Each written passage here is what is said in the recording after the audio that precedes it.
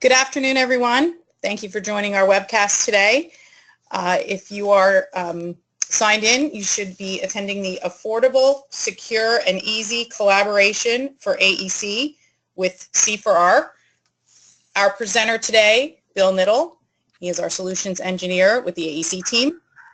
And I just wanted to say, if you have any questions, please feel free to type them in the question pane. We will take them at the end. So, but feel free to reach out with any questions you may have throughout the presentation. Thank you again, and here's Bill. Well, thank you, Kristen. Good afternoon, everybody. Thank you for joining us for Collaboration for Revit. I hope to show you some very interesting things today. So let me just click on over here to my little bio. So a little bit about myself. I am a Bachelor of Architectural Engineering graduate from Hartford. I also served in the industry for several years as a designer, drafter, and CAD manager at George Donovan and Associates. And since May of '06, I've been here at Synergis as an applications consultant. That previous slide is our old branding, solutions engineers. We're now applications consultants. And some of my accomplishments over the years have been a certified professional of the product for both architecture, mechanical, and electrical. Advanced specialization holder for the MEP systems, and ICE certified for Revit structure. Responsibilities that I hold here at the company are providing training, obviously, on the AEC products for Autodesk. I also support those products, implement them, and provide consulting services. So that's enough about me, that handsome fellow up there. And now on to what we want to talk about today. So I really want to show you how the product works, not get into the necessary details about all the things that are encompass it, but to kind of give you a basic overview of the service, and then get in there and start showing you how the product works. So with that, we're going to go and do a demo of how to set up a project, invite team members, upload models to the service, and collaborate and publish that information so that the team can use it. So without further ado, let's talk about the basics of the service. So the two products come bundled together. You get Autodesk Collaboration for Revit, which includes BIM 360 Team. So one can't exist without the other, and that's why they are put together, because BIM 360 Team serves as the collaborative platform that Collaboration for Revit sits on. So what is BIM 360 Team? Well, when you subscribe to a license or multiple licenses of Collaboration for Revit, the first person typically is the team owner or team admin, and it's their job to basically set up the company hub. Now, if you're another company, you have your own hub, and if there's another company involved, they have their own hub. So there's going to be a lot of hubs out there when you get into this new paradigm of working with Revit in the cloud, in a sense. So what is a hub then? Well, a hub is nothing more than a set of users, and those users are simply individuals within your company or individuals that are invited to your hub via projects. So what else is a hub? Hubs are made up of projects as well. So the project is actually the collaboration site that we host the models to, and basically a project is nothing more than discussions, data, and members. Okay, so a project's made up of these three key elements, and within the membership pool we can have an admin for the project. We can also have editors and viewers. So this is basically the makeup of team. I don't want to focus a whole lot on team because that's not going to help us with the workflow here, but on how to use the tool. But this is the network that a hub creates when you initiate the use of this product. So if we move on, what is Collaboration for Revit then? Well, Collaboration for Revit allows us to connect our Revit team to the project in the team hub. And what that allows us to do is break down the barriers of collaboration between architects, engineers, and other stakeholders on the project that are utilizing Revit. So again, this is a Revit-centric environment, Collaboration for Revit, whereas team is basically global. It could be AutoCAD files, it could be Revit files, PDFs, document files from Word, and so forth that make up the data. But in the collaboration environment, we're using Revit data. So here you can see we have two disparate companies. We got an architectural firm and an MEP firm that we'll be using in our demonstration here. And again, we're connecting the users of Revit in each firm that could be in different locations on the globe or across town where they're on different networks. And as we all know, that's very hard to do, is to connect a distributed team by sharing networks. We really don't like that because that's a security issue. But it allows us to connect these disparate people to a centralized portal of data. And it's safe and secure because it's up there in the cloud, and you're only able to access it if you're a member. Okay, so you have to be a member of the project team. You also have to have a license to Collaboration for Revit to actually work on the Revit data. So without further ado, let's see how all this comes together in one big picture. So I'm going to switch over to Team. So this is Team, and this is our company portal or our company hub. So you can see up here it says Team Synergis Engineering Design Solutions. And I am the team administrator, so I set up the hub. And basically inside of my hub, I can control certain aspects such as the projects that are in there and the members that are assigned to my hub. Now in this dashboard here, you can see that I have a list of all the projects that are currently active that I could work on. Over here to the right, I have an activity stream, and this tells me everything that's been going on. So it's kind of like your news feed for Facebook, if you want to make an analogy. It's just showing me what activities are going on, and I can go through this history to see what people have been doing inside of the various projects that I am able to see through my Team Hub. I also have a tool up here that allows me to create projects. So when I click on this, it allows me to set up a name for my project and provide an avatar. And once that's done, I get a project such as this, the Collaboration for Revit webinar project, which is what we're going to be using. So inside of this individual project now, you can see that I can upload files, I can create new folder structures. I also have an activity pane over here to show me my membership and some of the information, high-level information of my project. I also have an activity stream for my individual project here. So while the hub shows me the activities across the whole set of projects and users, this actually shows me the activity within this project specifically. Up here along the top, I can look at the data inside of the project. I also have a calendar. So I can go in here and set up crucial dates that I need my team to follow. I also have a discussion feed in here, so I can start discussions with another user or another member in the project. And then I have wiki pages. So maybe there's someone new to Collaboration for Revit or struggling with some aspect of their Revit program. I can create a wiki, and I can just tell them to go up to the wiki site on the project and look at an article that I wrote that explains that solution to their problem. So with that, I'm going to switch back to data here. And before I hop any further, there are different types of projects, mind you. If I go into my settings here for my project, a little gear here, you can see there's 3 types of projects. So you can really set up the permission levels of your project based on whether you have an open project, a closed project, or a secret project. And then also you can allow contribution of other users to your team. These people might not be Revit users at all. And one thing to keep in mind is since the beginning of the initiation of BIM 360 team is contributors used to have a free access to the site. That's going to change in January, so all contributors moving forward from January will have to have licenses to BIM 360 team of their own. Current users that are already free will have to transition over, unfortunately. So just keep that in mind. If you already have BIM 360 team up and running and you have existing contributors that are accessing your team projects for free, that they might get kicked out because they don't have a subscription. So with that being said, what I need to do is I need to involve my engineer. So I'm going to play the part of the architect here. And as you can see, I am the project admin for this particular project.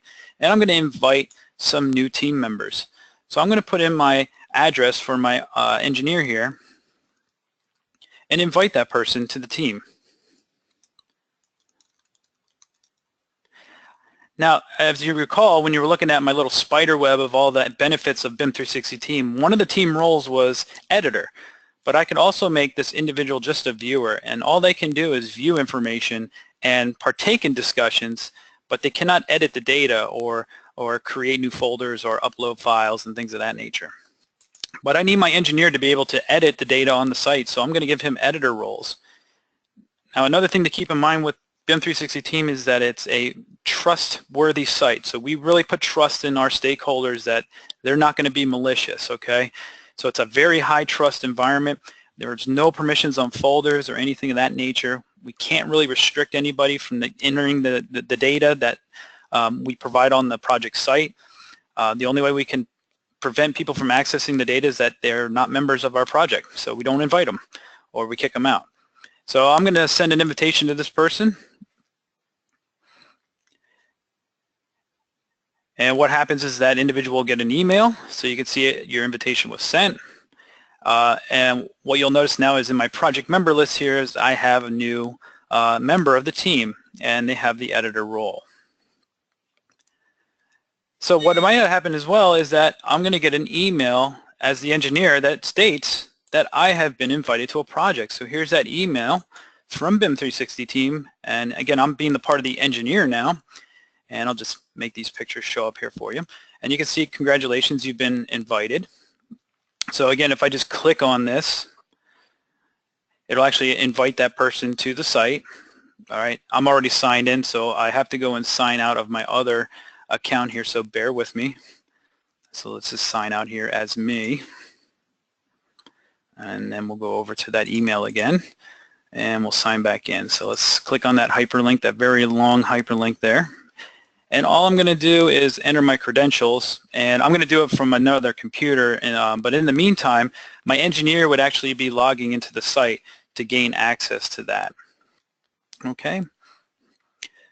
So with that being said, I'm going to go back over now to Revit and talk about the workflow. Now in 2018 and 2017, Collaboration for Revit, the add-in, was already installed when you installed the product. If you're using 2015 or 2016, you actually have to go and install the plugin yourself. And you would do that from your Autodesk account portal.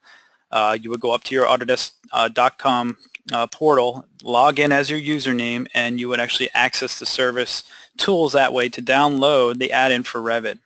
But in Revit 2018 and 2017, you do have direct access to the tools already because it was installed when you installed the product. And you'll notice up here on the Collaborate tab that if you install the collaboration tools for Revit, you have a new makeup of your ribbon on the Collaborate tab. The Worksets, the traditional Worksets button is disabled in lieu of this new button here called Collaborate. And if you're using 2015 and 2016, you'll see the Worksets button be disabled when you install the plugin and the new Collaborate tool show up. So I'm going to go ahead and select Collaborate here.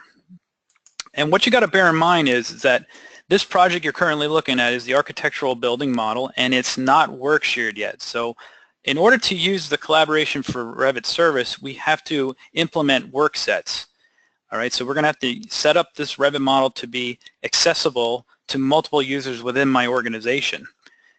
Now when you click on Collaborate, you get two options: to collaborate within your own local network or using Revit Server. So Revit Server was a network of connecting servers between a home company and its satellite offices so that co-authors could work on the same model regardless of which office they were in, whether the home office or the satellite office. But that still did not include your stakeholders or your engineers.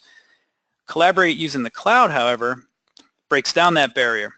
And one of the things that makes Revit Server so IT sensitive is that it requires a lot of setup by an IT professional. It requires server access and right setups through your network and firewall and so forth.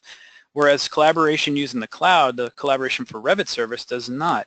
It's already set up and ready to go. We just have to access it.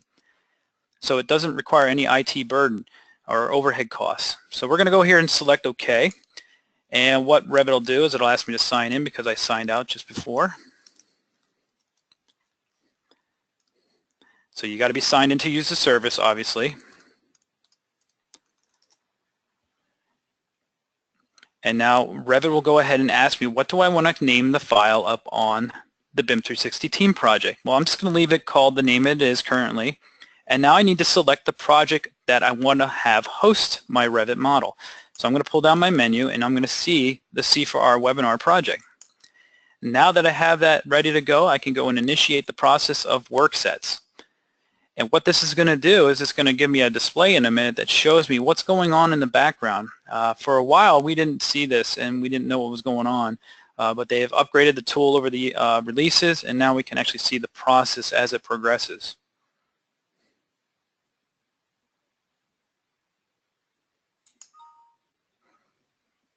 So this only takes a couple of minutes. It's a one-time operation.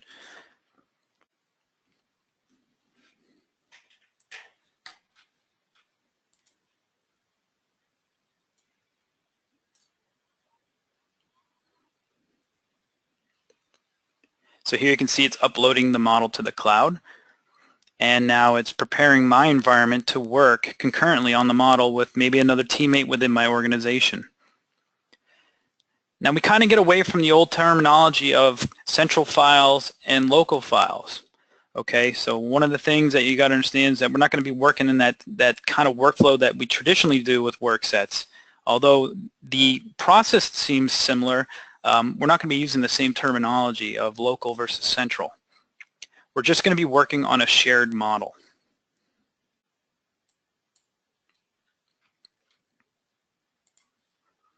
So we'll just give it another second here to get uploaded there and ready to be used.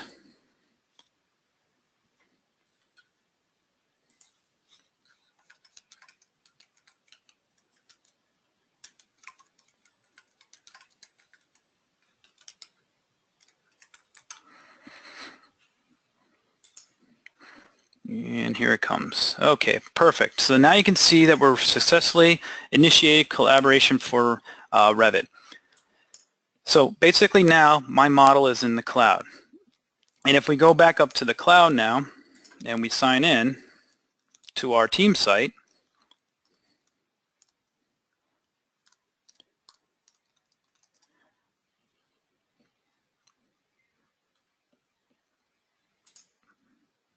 we can now see that the elementary school is now up there.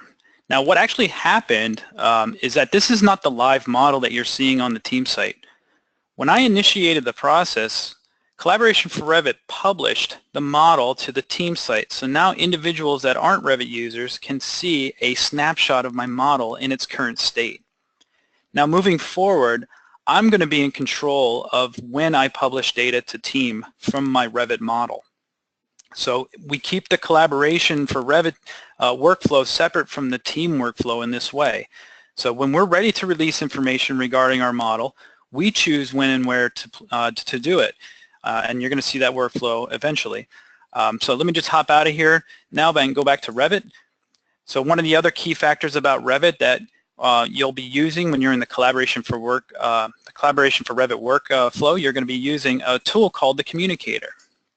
So I'm going to fire up the Communicator here, and the Communicator is basically a neat little chat engine that allows me to stay connected to my team members that are involved with me on a project or any other projects that I'm working on using Collaboration for Revit. So this is going to come up and link to the project site that my model is kind of hosted to right now. It's going to show me my membership.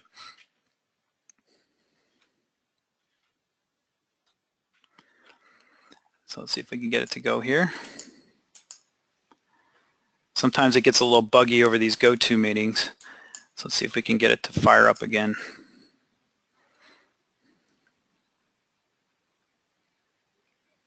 There we go.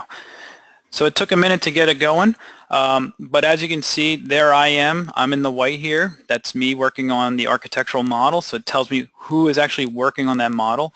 And some of you might be familiar with a tool that kind of this emulates, which is called the Work Sharing Monitor. It was a plugin for Revit that we used internally within our own collaboration workflow to see who was involved on the project model with us. Down here, I can see the other individual that's working with me on the project, which is the engineer. So in the case of collaborating across disciplines, I can actually talk to that engineer by simply selecting his name and double-clicking on it. And this will actually put me into a chat with that individual. I could also just come over here to the chat tool and pull that up and then click on the individual I want to chat to. Now on the other side of the fence here, I also can create what are called contacts. So if an individual that is involved in the project is a continual contact that I'm going to be referring to on future projects, I might want to put them into my frequent contacts here.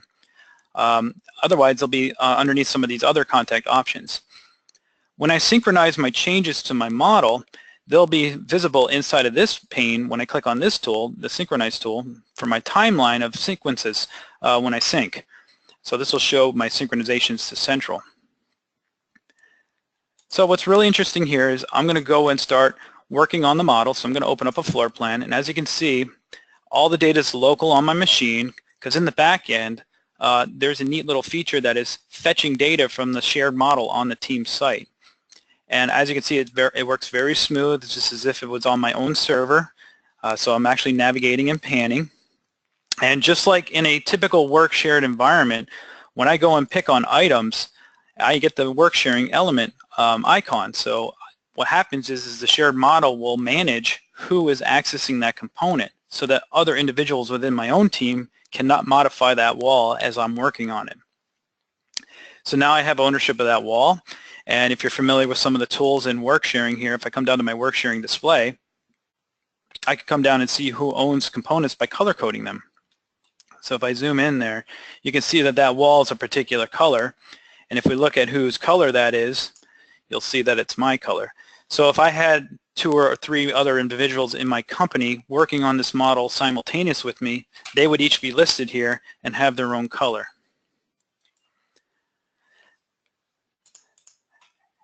Now with that, when I go out and I make a change, so let's say we want to make a change here. We want to go over and we want to move this door. So I'm going to pick this door, and I'm going to pick a new host for it. I'm going to put it over here. So now I've initiated a change. And what has happened is it checked out that element to me so that other team members cannot access it. And I have full autonomy to do with it what I want. But after I make the change, I can go and synchronize my changes. So you see the workflow is very similar to your traditional Worksets workflow, where I'll just come up here now and run a synchronized central. So I'm going to sync now, and over here on my communicate, you'll start to see that I'm syncing with my shared model up on the website. And it takes a couple of seconds, so if you have a fairly efficient throughput on your network to the internet, it should go up without a hitch. I've worked on this using my hotspot on my iPhone, and it's still just as fast. So when I'm out on the go, I can pull up a model, just set my hotspot on and get my computer linked up to it and start pulling down the model and working on it, synchronizing my changes, close down the computer model, and then head off to my next mission. So it's very, very powerful. It allows me to be mobile. So another advantage of that is the question that always comes up in my world is, how do I work at home? Well, now you can. So if you go home with your laptop, you just plug into your internet, pull down your model, and you're working on that shared model, even though you're not in the office. So let's see if we can get our engineer involved here. Try and get him up and running. So sometimes we have some glitches here.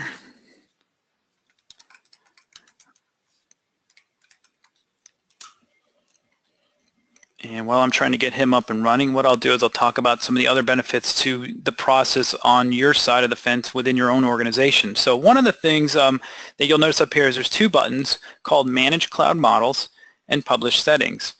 So I'm going to go and click on Manage Cloud Models. And when I do that, you'll see that it's actually retrieving projects that are available to me from BIM 360 team. And there again is my C4R webinar project. And what's really neat about this is version control. So if you ever had a question about how do we save versions in Revit, it's quite easy with Collaboration for Revit. So if I come over here to my model, you'll see a couple of icons here. We'll talk about this icon here called Actions. If I click on that, you'll notice that I have a neat little tool here that allows me to rename my file. Ooh, what a pain that'll be in a typical workflow, right? You rename the file, everybody's got to go make new locals, all that jazz. So in the Collaboration for Revit workspace, it's not so difficult. Another problem is a teammate goes out to a meeting and forgets to relinquish elements, and now the rest of us are stuck waiting for that individual to come back until we can work on the elements that they have borrowed.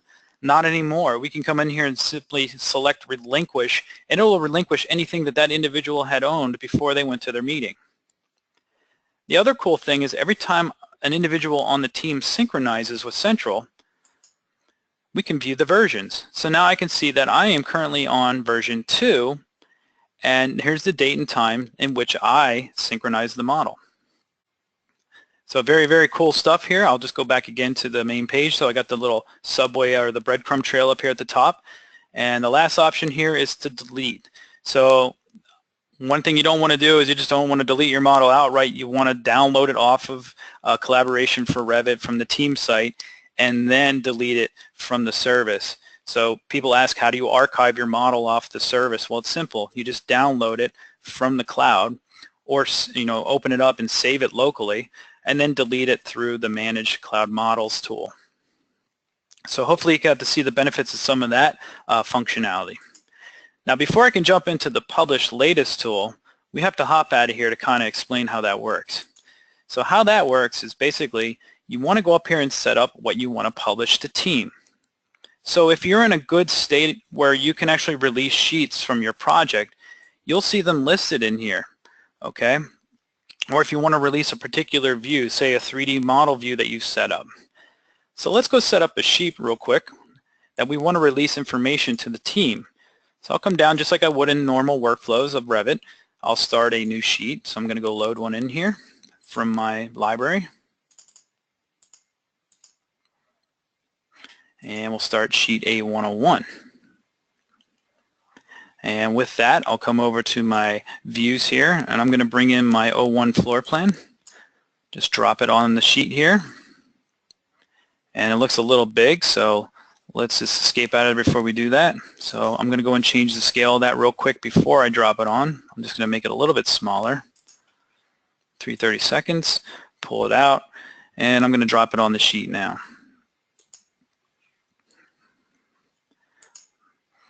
So now I've created a sheet. I'm just going to come in here and call it Elementary School, just like I normally would. We'll make the owner Synergis, and the project number is 2017-001. And we'll come down here and say the sheet is floor plans. And just like you would normally do in your Revit workflow, you would set up other names for your title. So this is the first floor plan. And there we have it. And I would go and create more and more sheets, obviously, to set up my project environment.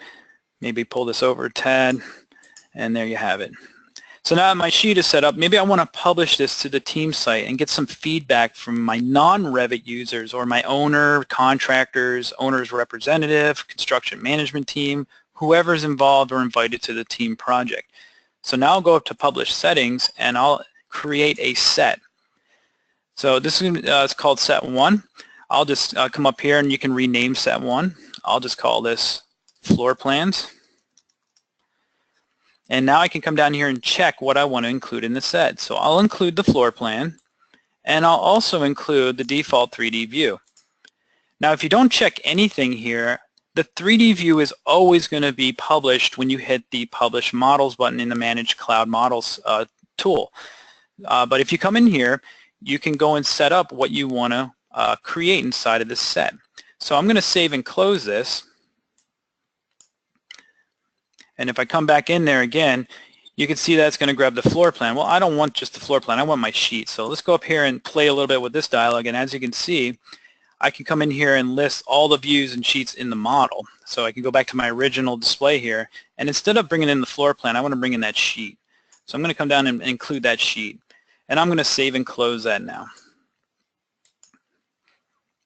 So just to verify one more time, I'll come back in. You'll see that the 3D view and sheet A101 are going to be published if I decide to publish the model to the team site. So I'm going to save and close one more time.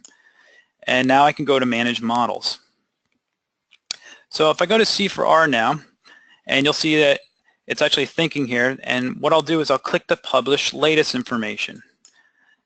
So now it's going to give me a little dialog saying you're about to publish the latest version of the model. So what you got to realize is that the live model is not inside of the team site directly. It's kind of out here in some secret hidden folder where the Revit users can access it. What we're going to do is we're going to publish a copy of it to team, and it's going to be a read-only copy. So we're going to publish that out, and it's going to tell us that you may close this while the process is going on. So you can see that it's actually publishing the model right now to the team site.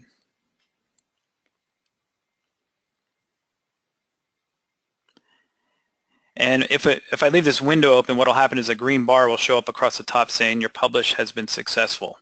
If it fails, which it does happen occasionally, you just want to go and click on the publish command again, and eventually it'll go through. I've had maybe 1 or 2 times it happened in the 4 years that I've been trying the software out. So it's pretty reliable, and I haven't seen any issues with that thus far. Now, because we're on a GoToMeeting, it might take substantially longer, but we'll get the model up there, and as you can see, there's the latest version published to the C4R webinar project. So if we hop back over to Team, and we go back to Home here, and recirculate the project environment, you'll see now that version 2 is up on the team site. So me being a non-Revit user, I could be the owner at this point. I can sign into the team project as the owner or as a contributor, and I can click on the RVT file here that the Revit team has published. And when I click on that, it's going to prepare a model view, obviously, because that's the first one.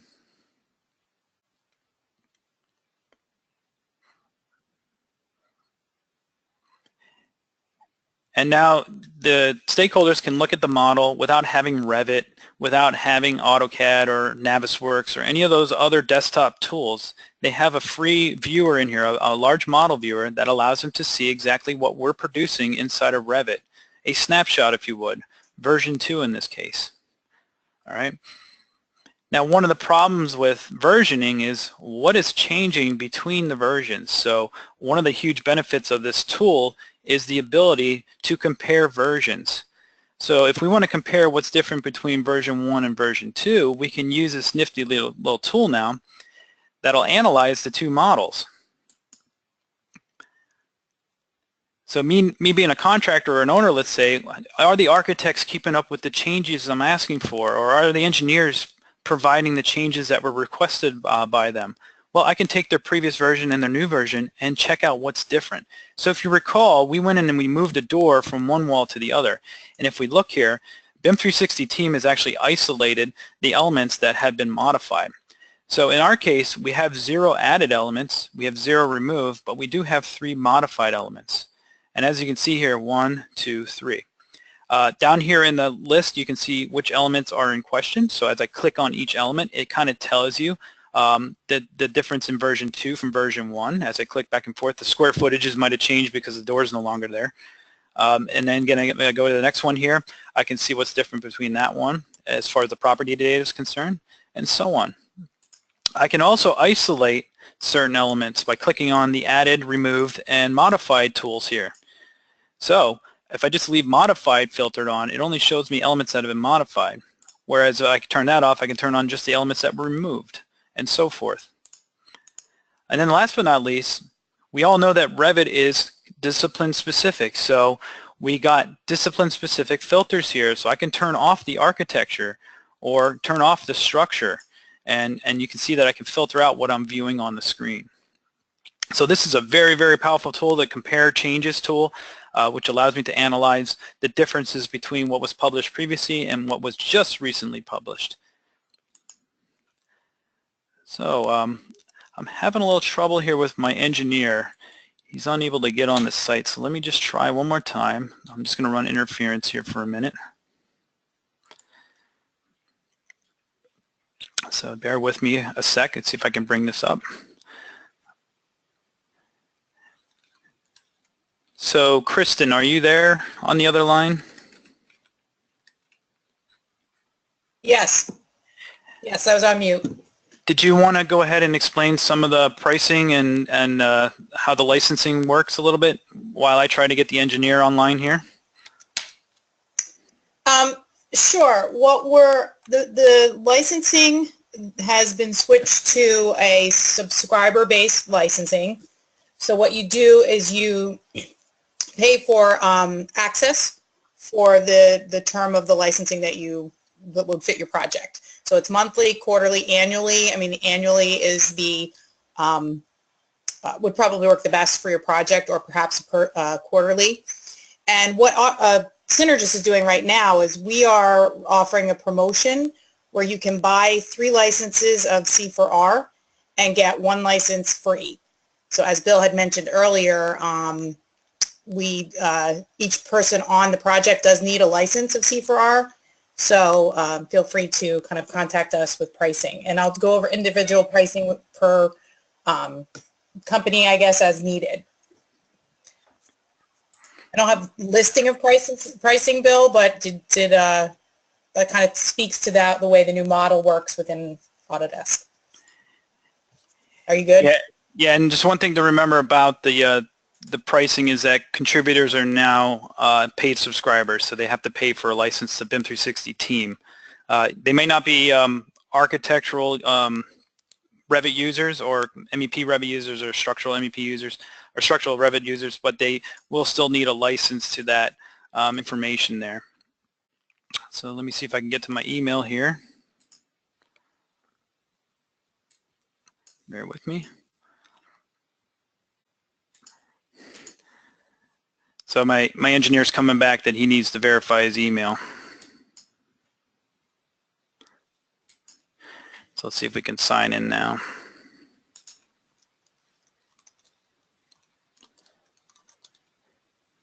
It always seems to fail when you're on a live demo. So now I'm actually allowing my engineer to get in. So now you can see what the engineer would see when he is actually joining the project. And they get a little brief introduction to the environment. And when they're ready, they're in. And it goes through and kind of explains all the parts and pieces. So I'm just going to skip through that to save time. But now the engineer can get in here and see the project and what's going on as well. So with that, I should be able now to log in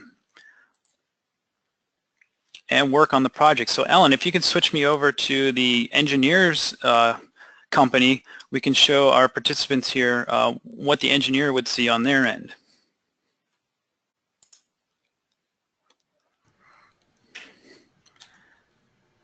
All right, so hopefully now you're seeing the screen of the engineer, the MEP engineer in this case, and again, they've already gone ahead and started to initiate the process of collaborating in the cloud. Now, the benefit of this model in this case is that the engineer's model is still on their server and it's already work shared. So this is going to go a little bit quicker this time because it doesn't have to enable Worksets. So I'm going to just send it up to the C4R webinar project and let it roll. Now the problem with my model here is that my architect's model is still locally on my network. So my architectural background model, I have to repoint it to the model that's up on Collaboration for Revit once this process is complete. So again, the engineers will go through this whole workflow as well. And this is again part of the whole Collaboration for Revit process is that you have to be using Worksets to take advantage of the service. So you have to enable Worksets on your building model. So the model is being uploaded to the cloud right now. It's saving it locally so that I can work on it. And when it's ready to go, we'll be able to go into talking about linking models using Collaboration for Revit. Now, while this is still working on this, I should mention that this only works currently with Revit files. But Autodesk is apparently diligently working to figure out how to incorporate DWG links, DXFs, DGNs, all those other CAD formats that we typically link into Revit are not yet supported by Collaboration for Revit because it's solely a Revit environment, similar to Revit Server. So I'm going to close this dialog here, and I'm going to go to my Manage Links dialog. And as you can see, it's currently looking locally for this file, but I'm going to repoint my shared model that's in Collaboration for Revit as the engineer's model to the architect's model that's also in the cloud. So I'm going to go reload from, and when I do this, it's going to bring up a dialog that allows me to point to an external reference. Okay, and as you can see, it's going to bring up the BIM 360 service. There's my Collaboration for Revit webinar project. And there's the architect's shared model on the cloud. So now I don't have to wait for the architect to send me an updated model every other week or every 4 days or whatever the the frequency of shares that are happening, their model is always connected to my model, and whatever they change, I see it as soon as I refresh their model. So now that I'm linked to their model, I'm going to open it up. You're going to see the save path here change in a minute.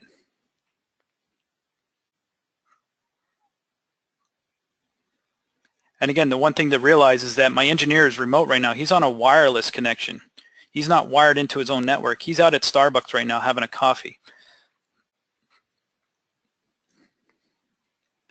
So we're getting linked up here. As you can see, the path just changed to BIM 360. I'm now linked to the architect's model.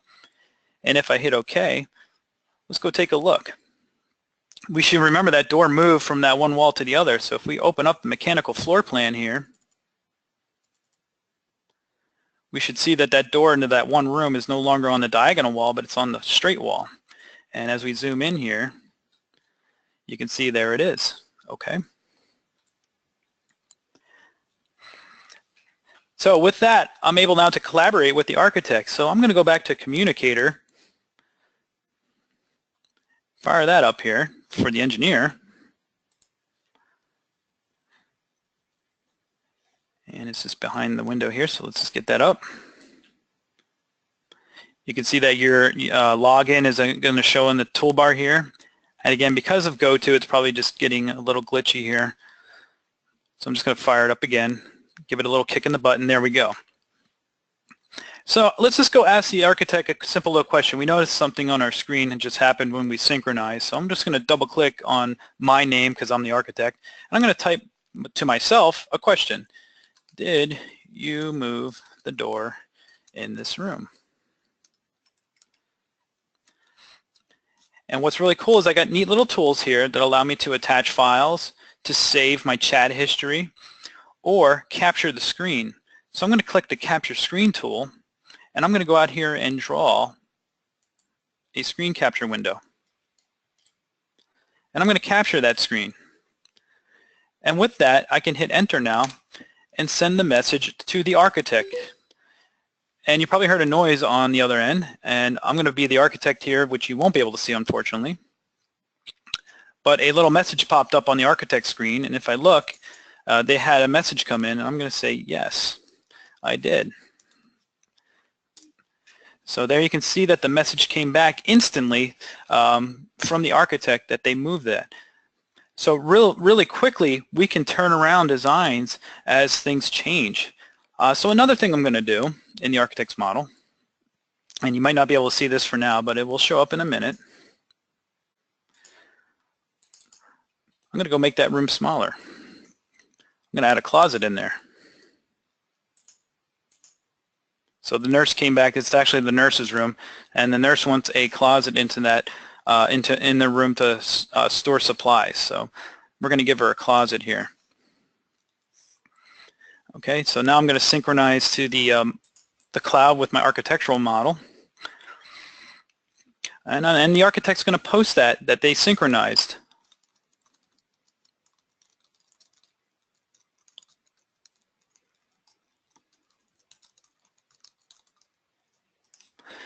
So as you can see, the architect's telling me that they made a change to that room that might change the characteristics of the heating and cooling loads of that space that they might want to take a look at.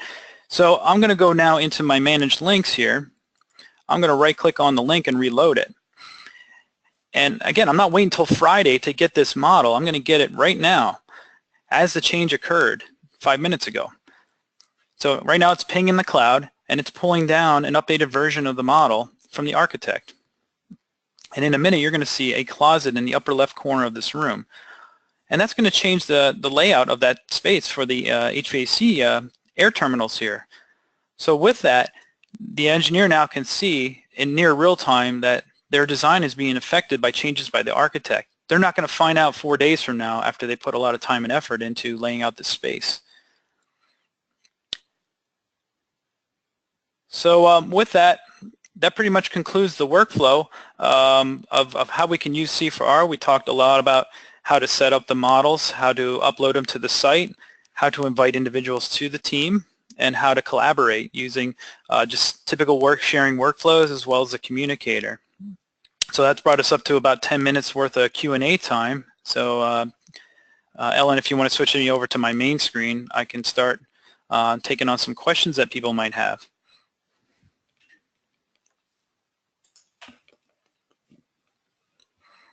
Bill, this is Kristen. So I don't see any questions in yet, so I don't know if we want to wait for a few minutes if anybody on the line has some questions that they want to type in. Mm-hmm. And I did want to mention, so in terms of the promotion again, it is buy 3 licenses of Collaboration for Revit, get 1 free. The pricing is $800 for an annual, but as I said, there's some options. So, but an $800 licensing per license fee, and if you buy 3, you get 1 for free through Synergis. So again, exclusive to us, limited time offer. So.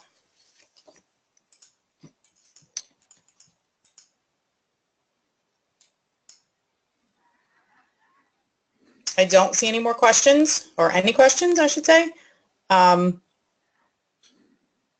We can give back a few minutes to folks, but and please feel free to, if you have some questions, you can reach out to Synergis, your account manager, reach out to us through our website, and we'd be happy to answer any questions.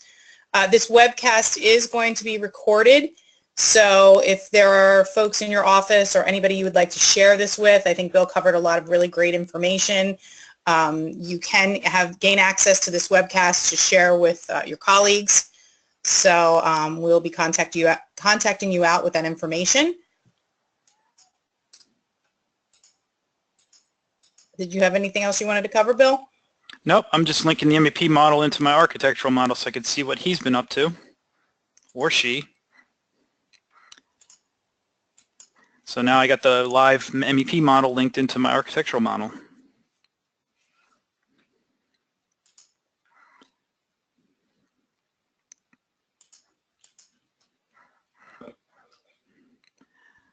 Well, I thank everybody for attending. I hope you gained some insight into the product. Hopefully it's something that could benefit your workflow and your collaboration efforts back at your company to make your projects go more efficiently when design changes come down the road. All right. Thank you, Bill. Yep. Thank you again, everyone, for attending. And we'll give you back a few minutes of your time here for the day.